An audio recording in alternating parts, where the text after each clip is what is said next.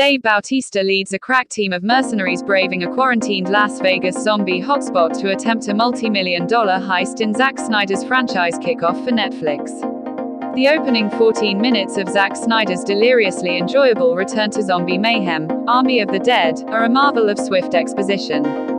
The pre-credits sequence lays the foundations for prequels to come by revealing the escape just outside Las Vegas of an undead super specimen, a zombie, Patient Zero, who appears to be the result of military experimentation. Then, over main titles in dazzling neon pink, Sin City is ravaged by marauding zombies, their onslaught eventually curbed by hard-ass civilian characters who pause for photo portraits. The soundtrack, Elvis, of course, beginning with Suspicious Minds, before seguing into a slowed-down, swinging cover of What Else? Viva Las Vegas. The whole thing is a blast that hooked even this Snyder skeptic. From the Liberace impersonator tickling the ivories to the trio of topless zombie showgirls tearing the toupee off a partying sleazebag before making a blood feast of him in a sunken tub, Snyder shows an infectious sense of humor here that has seldom if ever been so evident in his work.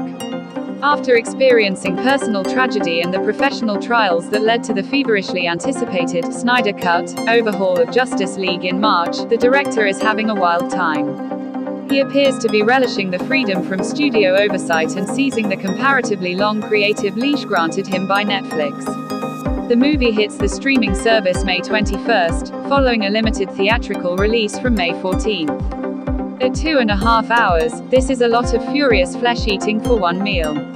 But the screenplay by Snyder, Shay Hatton and Joby Harold strikes a satisfying balance between accelerated action, fountains of blood, splatter, gore and punishing fight sequences, and quieter, character-driven interludes that succeed in making us care about the motley crew tackling the zombie menace. This is also a B-movie in which the ballsy women, queer-friendly elements and racially diverse casting are anchored in story and not just ticking off inclusivity boxes.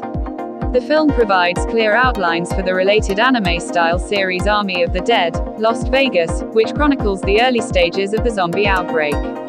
And the feature Army of Thieves, focusing on German safecracker Ludwig Dieter, played by Matthias Schweighöfer, who also directs. His girly squeals of terror in Snyder's film are a hilarious running gag.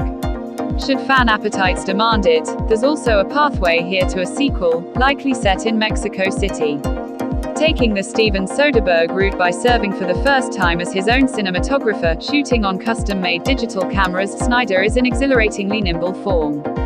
He breaks away from the grim color palette and grungy aesthetic of his DC entries or the processed, video game look of 300 with a film that feels substantially lighter, despite its rampant trail of death.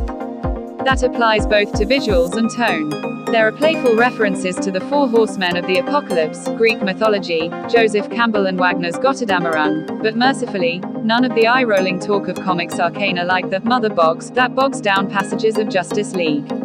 The hyper-saturated tones of the fabulous opening titles recall Harmony Korine's Candy Acid Trip Spring Breakers, and the witty music choices make nods to, among other films, An American Werewolf in London and Apocalypse Now. Snyder is upfront about his cine-referential inspirations, George A. Romero, obviously, though even more so Planet of the Apes, Escape from New York and Aliens. Army of the Dead, however, is first and foremost a stealth love letter to that latter James Cameron classic, right down to closely paralleled characters and specific plot points. Watching Samantha Wynn's bandana-sporting Chambers mow down Shamblers in a blaze of glory, I got quite wistful for Janet Goldstein's Fearless Vasquez. Snyder first hatched the idea of this deeper dive into zombie genre tropes right after completing his 2004 feature debut, Dawn of the Dead, and he wrote the first script draft a decade ago. Beyond the baseline of an American metropolis under undead siege, there's no direct narrative connection here, though audiences nostalgic for the earlier film's Zombaby will be poignantly rewarded. Hello, merchandising opportunity. The delay of 17 years has benefited the new installment immeasurably in terms of cultural allegory. Its setting in the American mecca of aspirational vulgarity, for one thing, seem apposite for the Trump hangover, with showers of cash amid the bloodshed. And the decimated aftermath of a plague is all too relevant. Watching a militarized security guard lord his power over civilians in a refugee camp with a digital thermometer is even more so. The contemporary social context is hammered home with a mischievous wink by having Sean Spicer pop up as a media pundit interviewing veteran Dem political strategist Donna Brazile about the echoes of immigrant stigmatization in the war on zombies. The concept of borders alone now takes on weighted significance in the film's world. In an appealing performance that positions him as the musclehead middleman between vintage Arnold Schwarzenegger and The Rock, Dave Bautista plays Scott Ward, a Vegas local who received the Medal of Freedom for saving the U.S. Secretary of Defense during the zombie outbreak but is now slinging burgers in a diner on the edge of town. A flashback reveals Scott tearfully putting a knife through the head of his zombified wife while their traumatized daughter Kate Ella Purnell watches in horror. Downtown Vegas is now a walled city wherein the undead infestation has been contained. A low-yield nuke is scheduled to wipe them out at sunset on July 4th, leaving just 32 hours for Scott to pull off a $200 million heist at the behest of casino boss Bly Tanaka Hiroyuki Sanada. Easy peasy Japanesey, says Tanaka, before promptly being informed that lemon squeezy is now more acceptable. Echoing the Soderbergh Oceans series, Scott assembles a ragtag team of specialists to break into a basement vault in Tanaka's hotel on the Strip. They include Scott's possible love interest, mechanic Maria Cruz Ana de la Reguera, chainsaw-wielding tough guy Vanderohe Omari Hardwick, unflappable cigar-chomping helicopter pilot Marianne Peters Tig Notaro, sharpshooter Mikey Guzman, Raul Castillo, whose zombie kills have their own YouTube channel, and master safecracker Dieter. Tanaka insists on sending along his head of security, Martin Garrett Dillahunt, to protect his investment, with Guzman's loyal sidekick Chambers becoming the first to smell a rat. Or in Aliens terms, a Paul Reiser.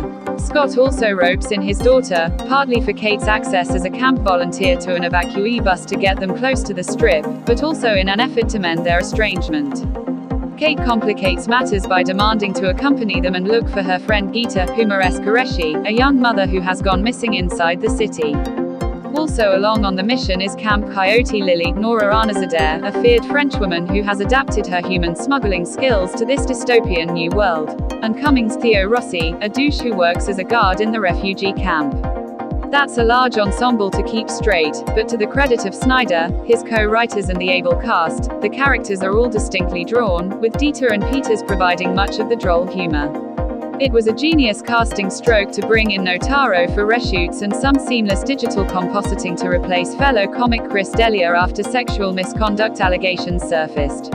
While the Zombieverse fathered by Romero has been redrawn multiple times, notably by Danny Boyle and Alex Garland in 28 Days Later and its sequels, and in The Walking Dead, which gets a nod here via the brief appearance of a Lucille-like skull-crushing weapon, Snyder's myth-making skills feel sharply honed and fresh. In addition to the generic shamblers that slip into hibernation periods, there's a horde of more evolved, alpha zombies, led by a hot-bodied king, Richard Cetrone, and his bejeweled queen, Athena Parampil. They are faster, smarter, and capable of communication and tactical organization. Lily knows how to appease them with a sacrifice, but a double cross instantly ends that detent. There's no shortage of excitement, suspense, jokey camaraderie, sorrowful losses, satisfying comeuppances, twists and turns to fill the generous running time, with plenty of variation in the bloody encounters. Among the best of them is an attack by the Guardian of the Alpha's domain at the Olympus Hotel, Valentine, a zombie white tiger, late of Siegfried and Roy's act. Montecore Lives. The stunt work is consistently impressive, with smooth integration of CG and physical action, and a relatively restrained hand from the director with his trademark slow-mo and speed ramping. While Bautista carries the film on his ample shoulders and the father-daughter reconciliation provides the emotional core, Julie Berghoff's production design deserves its own star billing. The centerpiece is the interiors shot in a now-closed Atlantic City casino, while the ghost town version of the Vegas Strip was built in New Mexico, a mix of rubble and surviving structural features, with Marcus Taumaner's Ace VFX team penciling in the skyline and assorted details. It's like a war-torn theme park, the ideal setting for chaos, killing and narrow escapes. The energy and inventiveness on display at all levels here, not to mention the sly humor, make Army of the Dead an ass-kicking epic franchise debut.